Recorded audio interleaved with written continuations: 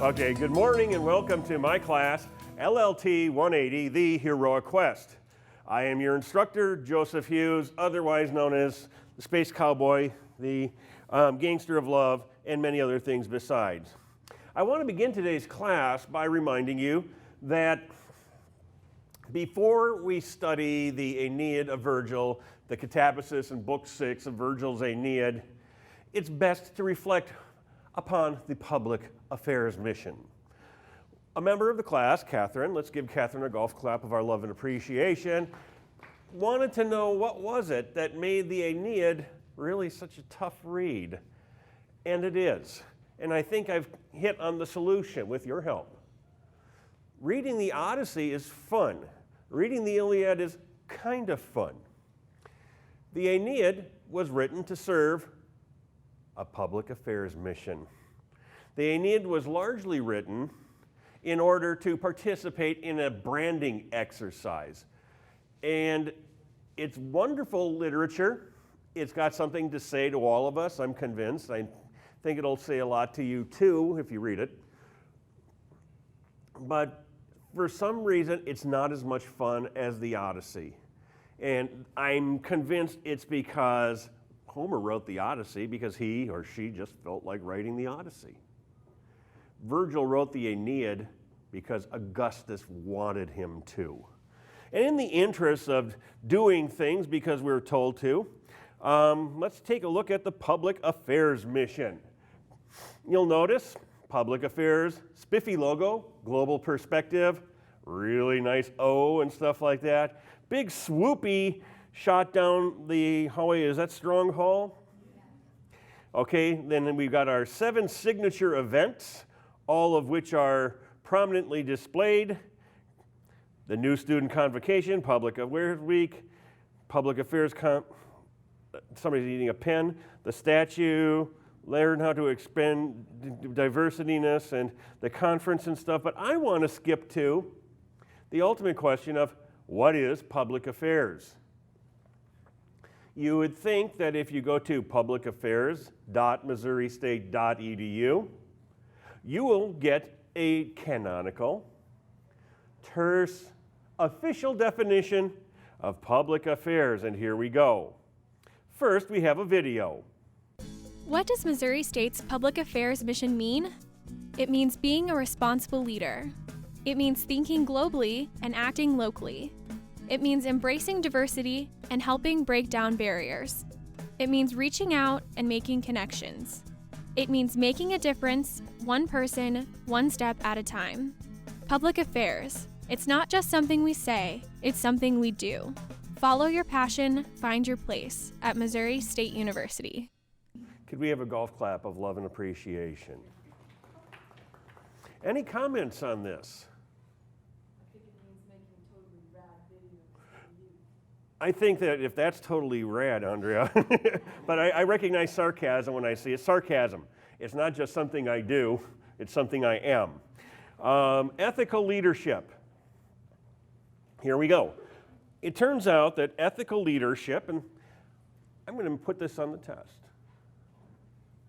For 6 points, you're going to have to define ethical leadership, cultural competence, and community engagement. Because public affairs is not just something we make noise about in this class, it's something we do. Kill me. Missouri State is preparing students for the future by helping them understand the ethical dimensions of leadership.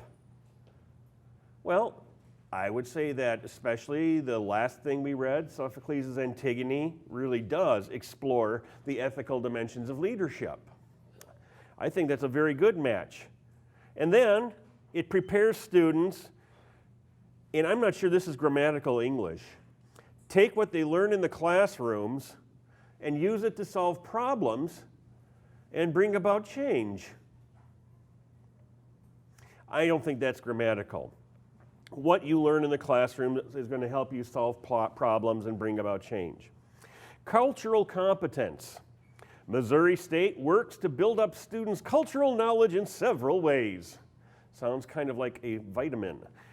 Through study abroad programs, interaction with international students, and the opportunity to study different languages, histories, and religions. Students broaden their horizons, help build relationships, and bring about better competition for the future. I know, better competition for the future. Is the competition, are we going to actively get out and compete for the future? Or do we need to compete in the future? Who do we compete with? And who judges whether we compete well or not? Maybe community engagement will help us. Community engagement lets students branch out and see how the world is working through a different lens. Yep. Giving them the opportunity to work with their communities and build up their ability to lead in their careers. So I'm helping you see how the world is working through a different lens. I give you the opportunity to work with your communities and build up your ability to lead in your careers. And folks, there's the official definition of public affairs at Missouri State University. Make of that what you will. Oh, a spontaneous golf clap of love and affection for our wonderful public affairs mission. Yes, and I think that was just brilliant. Then we click on the Follow Your Passion, Find Your Place button on the site, and what happens? Nothing. Excellent. But we click on the PowerPoint link. Oh, get this. This is our new class motto. Follow your passion to hell.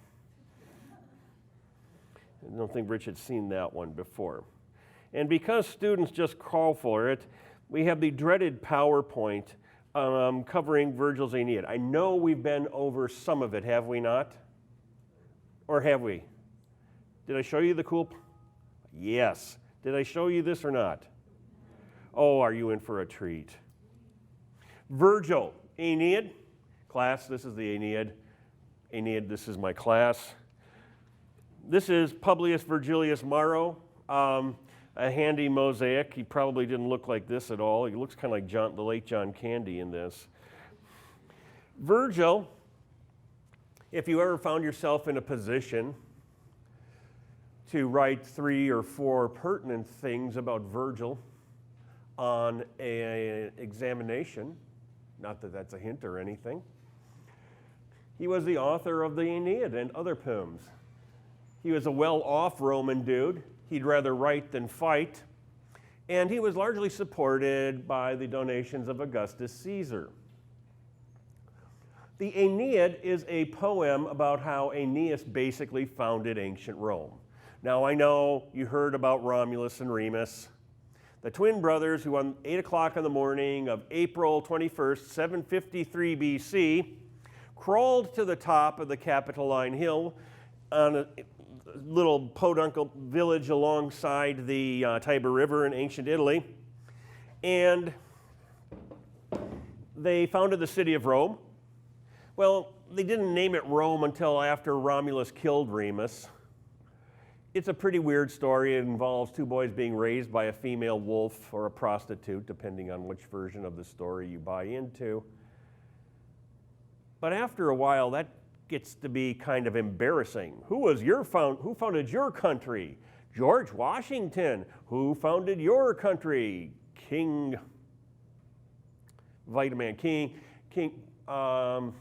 Arthur. There we go. King Arthur founded our country. Who founded your God? Who founded your country? A couple of twin brothers who were raised by a wolf or a prostitute. Pardon? Well, even I wasn't alive back then. The point is that the Romans needed to be founded by a more respectable person, a hero from the Trojan War, who was not a Greek, because the Romans are better than the Greeks. Just ask them. And they settled on the character of Aeneas, a prince of the house of Troy, the son of the goddess Venus and some random dude by the name of Anchises. Well, it's a cute story too. I mean, the other gods and goddesses were all really sick and tired of how Aphrodite is, making Poseidon turn himself into a horse to chase Demeter around, and Demeter changes herself into a filly to try to get away from him, and they hook up and have a pony. That's very embarrassing. Zeus turning himself into a swan or turning himself into an eagle. They decide to make Aphrodite fall in love with the first dude she meets, otherwise known as Venus, and the result of this is Aeneas. So, he's half divine, he's Trojan, he's great. Aeneas is going to spend the first 6 books of the Aeneid, Aeneas is going to spend traveling around the Mediterranean Sea, just because Odysseus traveled around the Mediterranean Sea. He's going to have a catabasis in book 6 because Odysseus had a catabasis in book 9 of the Odyssey. In book 7, Aeneas is going to, for the next 6 books, kill a bunch of people in Italy, just like Achilles, and then go on to found the little village where eventually Romulus and Remus will be born. I think that Aeneas is Romulus and Remus's great-great-great-great-great-great-great-granddaddy. It doesn't really matter. This whole thing about Aeneas is added to the story of Romulus and Remus because Rome needs a better foundation story. The Aeneid is also an allegory about how Augustus, the greatest Roman who ever lived, it grieves me to say, it is an allegory of how Augustus Caesar literally saved Rome. We're going to get into the history in just a little bit. I'm going to try to make it as painless as possible. But Augustus Caesar really did have to fight about 13 years of civil war, a civil war that raged all around the Mediterranean world. And then when he finally won the civil war and made himself the sole power in the Roman world, he had to invent a way of keeping the Roman world from breaking into civil war again. He had to invent a system of government that the Romans would accept, but would at the same time allow one person to call all the shots. But again, we're getting there. That's history. We're getting there. The Aeneid was regarded as historically correct, and just as the poetry of Homer, the Iliad and the Odyssey, was regarded as ancient Greece's greatest work, so too the Aeneid was regarded as the greatest thing ever written in the Latin language. I'm not so sure if I agree, but in fact, the Aeneid, in addition to telling a good story very well, not a great story wonderfully, a good story very well, really does fit in with the public affairs notions of ethical leadership, community engagement, and cultural competence. I think that as we examine the background of the Aeneid a little bit farther, as we look into how the Aeneid fit into Augustus's branding campaign to make himself the founder, savior, big brother, uncle of Rome, we're going to see how branding and public affairs come together and can come together with some genuinely good results. But for right now, we're going to see Aeneas develop over time as an ethical leader. A leader who makes decisions based on not what's best for him, but best for the people he leads and the society he lives in. Even if it's not his idea to start out, if it's a good idea, he'll implement it. he takes advice, he makes personal sacrifices for the good of the Roman world he is supposed to found. And he will do this in the Aeneid. His poetry, Vergil's poetry, conveyed community engagement. Vergil believed that by reading the Aeneid, Romans would feel more Roman and more likely to help accomplish great things for Rome.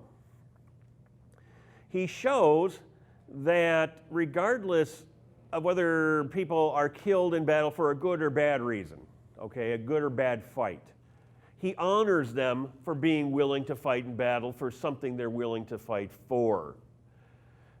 Aeneas, the story of Aeneid also conveys cultural competence. Aeneas is a refugee from the city of Troy. This whole Homeric world of arete and kleos that Achilles lived for, that Odysseus lived with, that's where Aeneas comes from too. However, Aeneas is going to become the founder by founding this little podunk village that Romulus and Remus grow up in. Aeneas is going to become the founder of a Roman world order,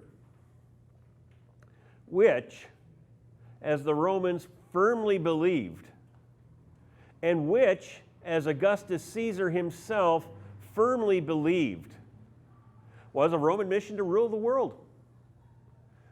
The Romans believed that, well, okay, the Greeks have better dancing and better philosophy. The Persians have nicer clothes than we do. And the weird people that live out to the east, called the Chinese or whatever, they have all sorts of interesting inventions too. All we Romans know how to do is rule. Not rule in a Beavis and Butthead sense of fire rolls. Not that at all. Rule that is in the sense of providing good, fair government, peace, and health to the largest number of people. That kind of ruling. The Romans thought, with pretty good reason, that that was their real skill. But I'm babbling. Let me ask if you have any questions. The mental strain of wearing a sport jacket and an undershirt under my shirt is like choking off the oxygen to my brain. Do you have any questions, first of all, that we can get into just on the basis of who Vergil was and what was his motivation for writing the Aeneid? Anything? Yeah, go ahead, Catherine. Why did Augustus think that writing a poem about the founder of Rome was the best way to stop civil wars? By this time, it's a good question, Catherine, and I will get into this with the history. But basically, I would say that Augustus was the master of branding. As we're going to see in the PowerPoint, which will be available on the web for your viewing too, Augustus did a lot of things, okay, to build up his reputation as the guy who is the ruler of the entire Roman world, on the one hand. But he's not a king or anything. Nope, he's not a king. He's not a king like his dad, Julius Caesar. Romans had a really bad relationship with kings. The Romans ran the kings out of Rome in 509 BC. The Romans had this engaging habit of sometimes assassinating people who thought that they should be a king. Julius Caesar had become master of the Roman world by 44 BC. And then one day he started letting it out that I could be king. I could be the king of ancient Rome. Because remember, there's got to be an orderly succession, right? It's all well and good for me to be the king of Missouri State University, but eventually I'm going to retire, or if I don't retire, then I'm going to die, and there will probably be another civil war to see who gets to be the king or queen of Missouri State University. This is the same behavior that motivates Laius and Jocasta in the Theban saga. Laius and Jocasta must produce a son in order to pass the throne on when Laius dies. If they don't, they're just asking for a civil war. And of course, a civil war is what they get anyway. Augustus does not want a big flap to happen after he dies. So Augustus has to invent a form of government that lets him hold all the power without people thinking he's going to be a king. Because, man, when the people of Rome thought Julius Caesar wanted to make him a king, they got together on March 15th, 44 BC, and turned poor Julius into a human pincushion. They stabbed him to death for no better reason than he was fixing to make himself the king of Rome. And Augustus couldn't have any of that. Augustus did everything he could think of to publicize himself. He changed his name to Augustus Caesar, okay? He built aqueducts all around the Roman world that he named after himself. He built temples in beautiful downtown Rome, including the Temple of Mars Ultor. He built, and I'll show you those temples or what's left of them in shortly. He had not only not only Horace, not only Vergil, but he had all sorts of poets writing good stuff about him, having him look good. He did have a residence on the Palatine Hill, which gives us our English word palace. It was pretty big and spiffy, but he only lived in a very humble part of it. And he would very conspicuously dress in clothes that his wife, Livia, made for him. Just a regular guy. You think of President Obama playing basketball, President George W. Bush chopping brush. Presidents seem to have to prove that they're just regular dudes like everybody else. It worked very well for Augustus. Was that an okay answer to your question? I hope it was. Yeah, go ahead, Michael. How many people were literate at the time? As a general rule, during the time of the Roman Empire, a comparatively small number of people was really literate.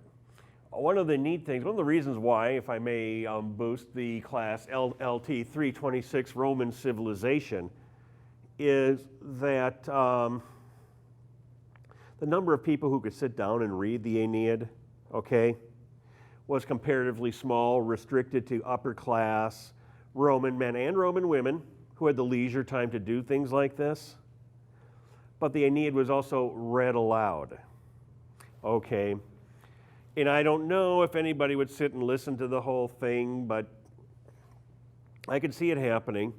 The regular Roman people, the Jethra and Bubicus out in the street, they could read and write some things as well, okay? And there's this wonderful bathroom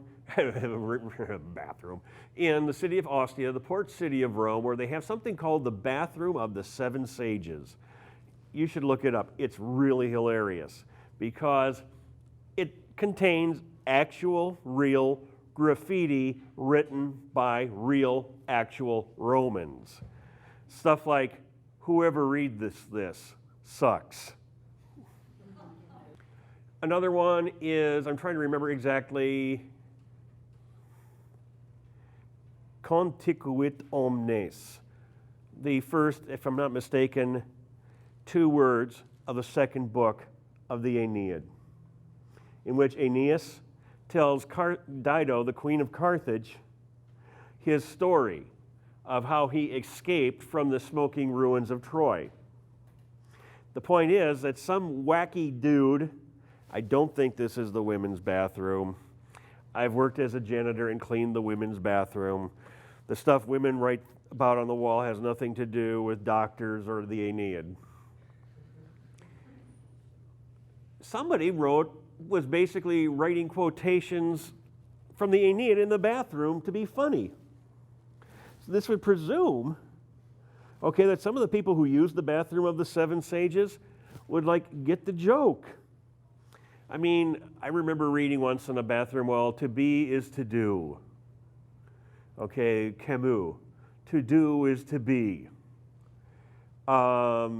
Socrates, to be dooby doo. Frank Sinatra, okay, that kind of stuff. And they were using Vergil for that kind of dumb stuff. So who knows? Good question, brilliantly answered by me. Any other questions? I had to say that on camera. Okay, here comes the Roman Republic. The mere mention of the Roman Republic makes people in the other room stand up and applaud. It really is that good of a brand. Here is Rome in 44 BC. I think I kind of went wacky with the colors. But basically, everything you see here, Spain, Gaul, Italy, Macedonia, Greece, Asia Minor, Syria, ancient Egypt, Africa, Sicily, the Romans owned this. The Romans ruled it. The Romans, well, to be honest, did exploit it somewhat. They did.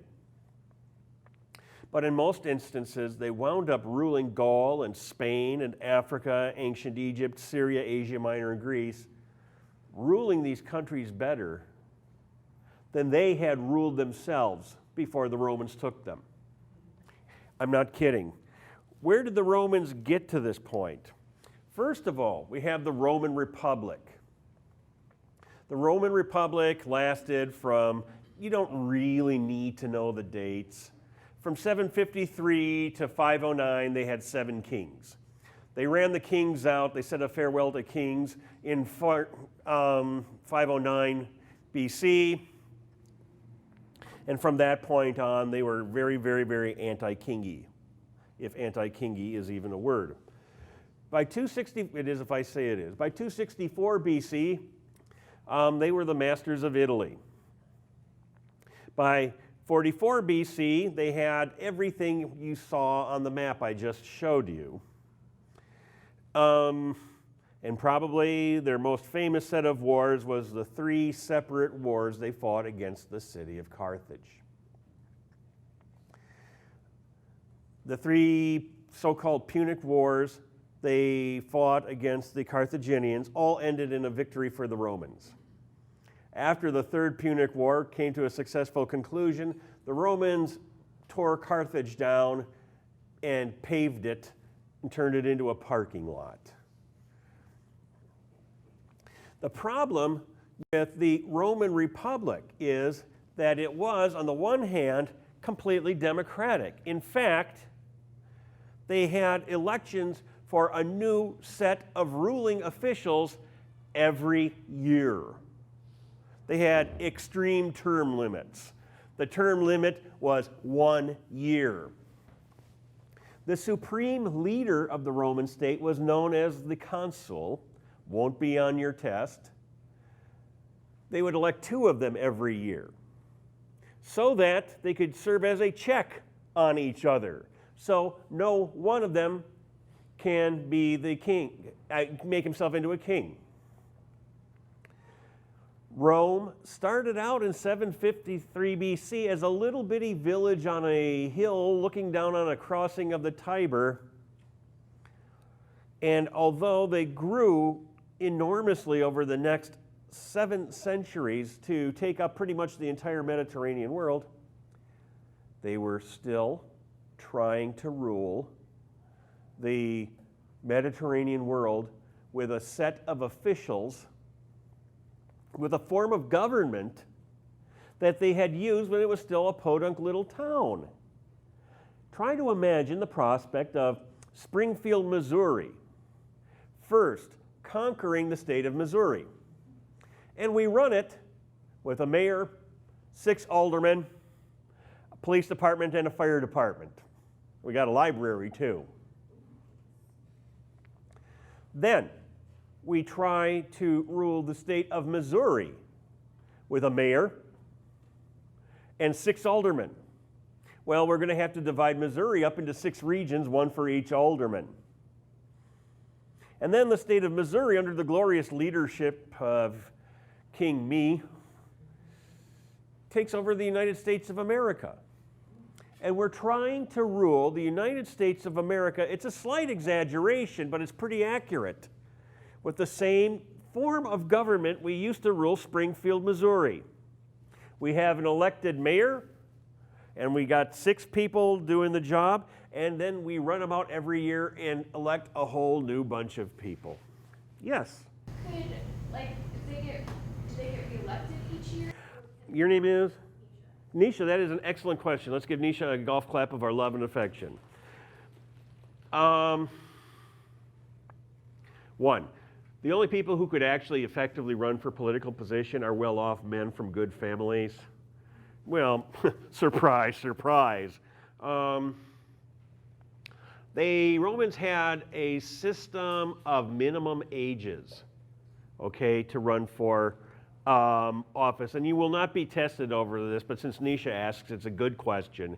There were basically three offices that you could get elected to. Quaestor at age 30, praetor at age 40, consul at age 43, okay? I was born in the year of our Lord 1951. And so when I am applying for trying to apply for jobs and trying to get myself elected, I can stand for the office of Quaestor in 1981. I just checked my math, right? And if I get elected, I serve for a year, and it's the whole 1952 gang coming right up behind me, okay? And the 1953 gang coming right up behind them. So theoretically, Nisha, you could apply. You don't get elected the first time around. You could apply, but there's a whole bunch of people who are now eligible coming up after you. Other questions. This is really not a great way to run a country, and it is really a bad way to run an empire. And as a result, the ancient Romans wound up having 7 civil wars in the 1st century BC. 7 of them. The United States only had 1 civil war. That was bad enough. And there are unfortunately some people who still can't get over the American Civil War and some of its consequences. I say phooey on them. If you want to be accurate, the Romans had 7 civil wars between 91 BC and 31 BC. That's 60 years. A civil war every, it's coming, 8 years? Okay, who cares? The first triumvirate was the beginning of the end because you have Julius Caesar, you have Pompey and Crassus. No history lecture here, folks. But basically, the whole Roman world is divided up between 3 people, 3 guys. One of them dies. The other 2 have a civil war. By 44 BC, Julius Caesar is doing things like dictator for life. I like that. But what happens when I die? I don't have any male offspring.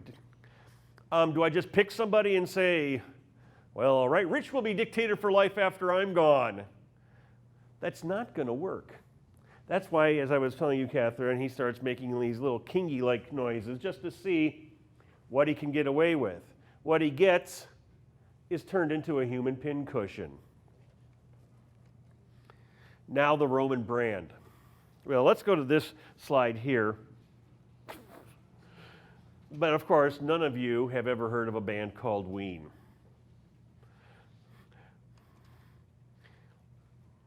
On 44 BC, probably March 16th, 44 BC, if Urkel were a white guy, this is what he would look like.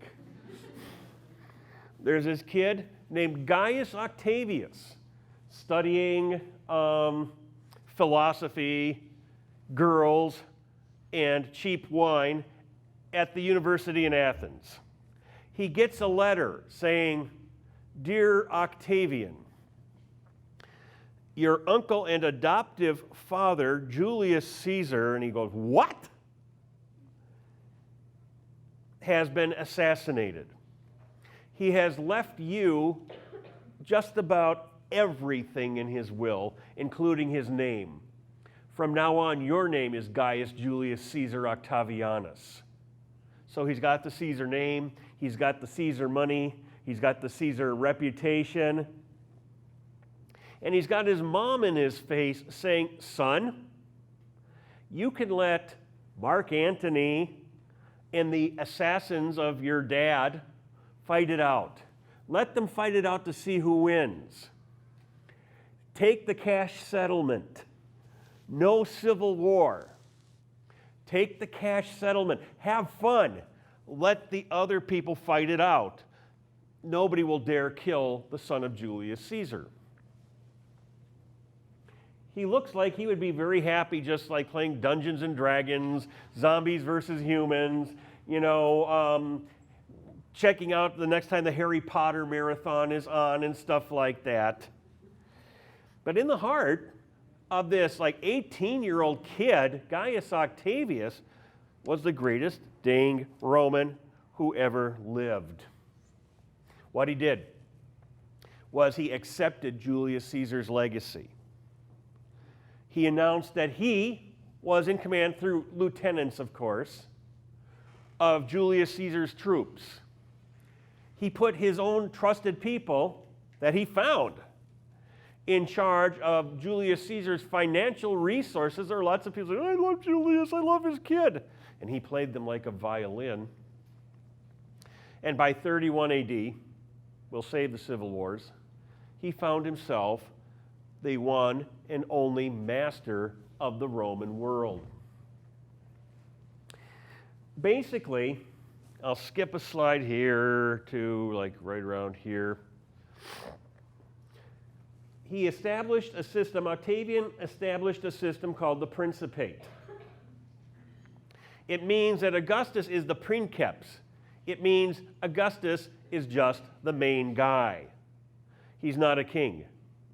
He lives in a house in the Palatine, on the Palatine Hill. It's not even all that fancy, with his wife Livia. He even wears clothes that his wife Livia makes for him. Of course, she's an aristocratic Roman woman, but if she's a womanly woman, she weaves just like all the women in the Odyssey do, because they're women and that's what they do. Augustus really believed that the essence of being a Roman had to do with following the ways of the elders, or in Latin, mos maiorum. The way of the elders says, put the state ahead of the person. Put Rome ahead of your personal life. The mos maiorum says, live simply, don't be fancy. The mos maiorum says, it's good to get elected the first chance you get to a public office, because you probably won't afterwards. The Romans don't like deviations from the mos maiorum. As long as foreigners or people, aliens living within the Roman world are interested in, they'll sacrifice to the Roman gods, like the mos maiorum says you have to do, they're cool. If you don't want to sacrifice to the Roman gods because you think your God is the only God, then the Romans are less cool with you. Julius Caesar's decision to become a king, or thoughts of becoming a king, made him fall outside of the mos maiorum. The Principate is all the power of a monarchy with the facade, the mere appearance of a republic. Here's how we do it. I, Hughes, am not the sole dictator / king, tyrant, and supreme deity of this class. I'm just good old Joe. And I would really, really, really appreciate it if you would elect my friend Zach to be king of the class. Zach is really a nice guy. I think Zach and I could work well together. He likes me, don't you? So I would consider it. I can't force you. Let's give Zach a golf clap of our love and affection. That's how it worked. The same officials would get elected year in and year out. The campaigns would be mercilessly brief, or mercifully brief, if you want to look at it that way. Augustus would endorse a few guys, and then you'd go vote for them. They would serve for a year, and then they would get a nice pension and all of that. It was a pretty sweet deal. Augustus still had control of the army. He just ruled it through his lieutenants. He still had control of the treasury. He had people to take care of that too. Every once in a while, Augustus would have himself elected consul.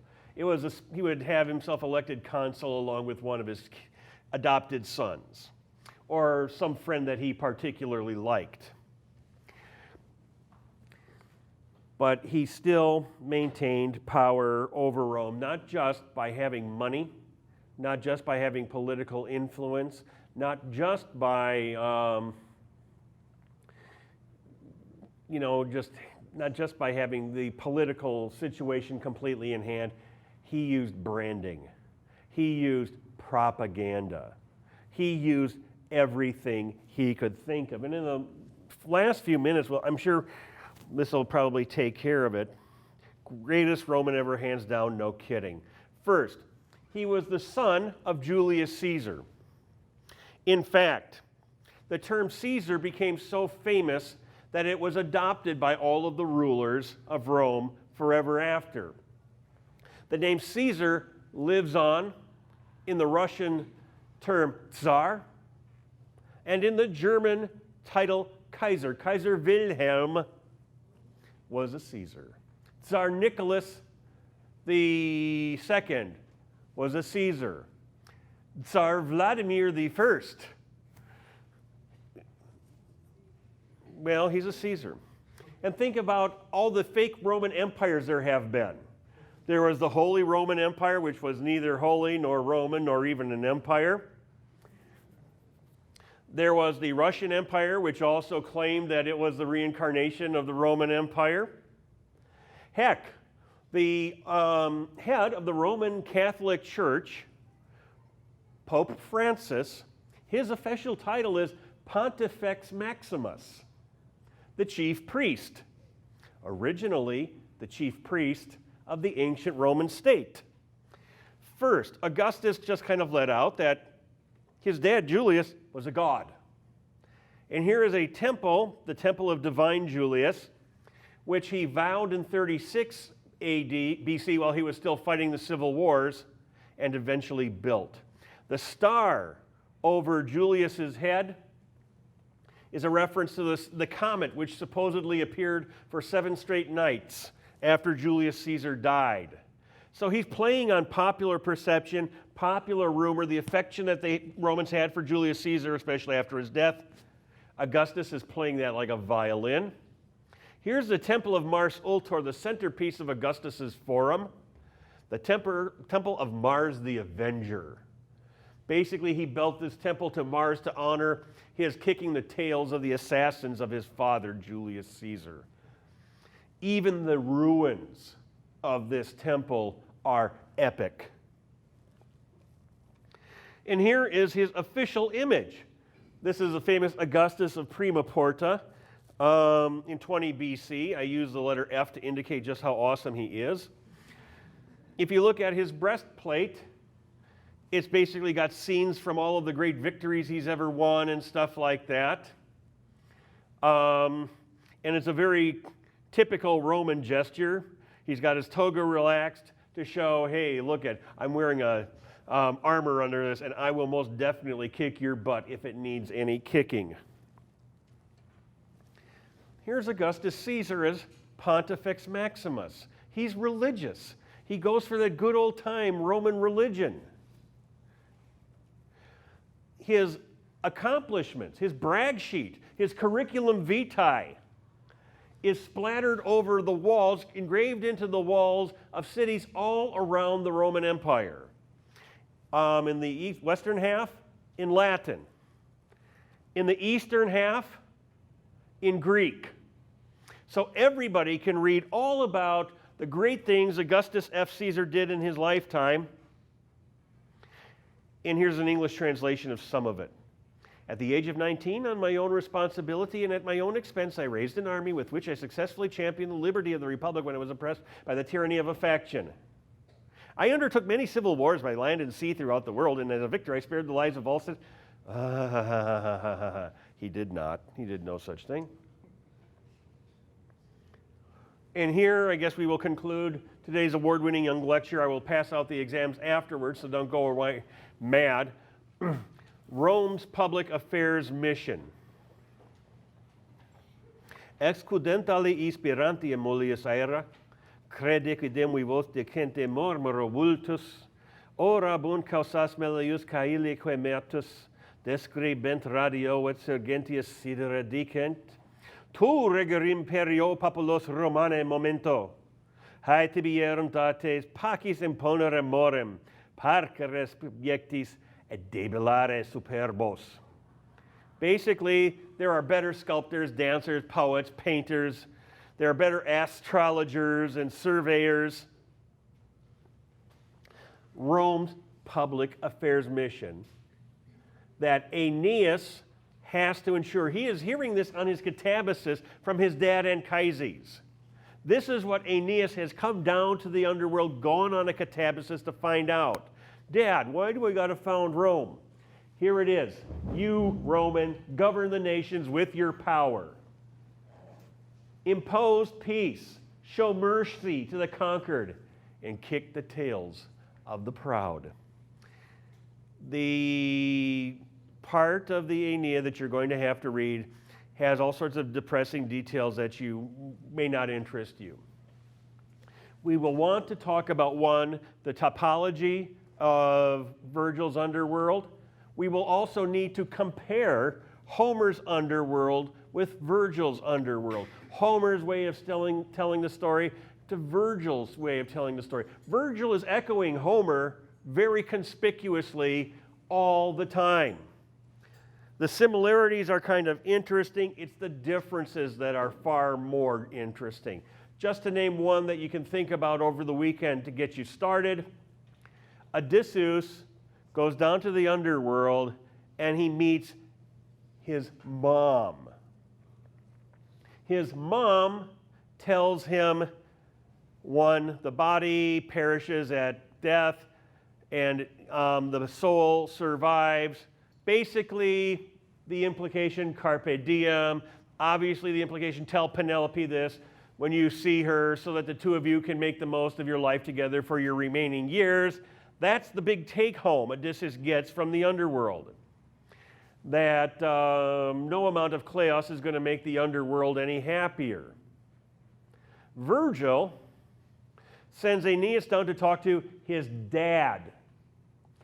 And Vergil has his dad Anchises show him a parade of great Romans who may never be born if Aeneas doesn't get together and found Rome like he said. Okay, that's all I got for you kids. You've been great. We'll do this again on Monday. Give yourselves a golf clap of your love and affection. And when you are, you're free to go once you have gotten your exams.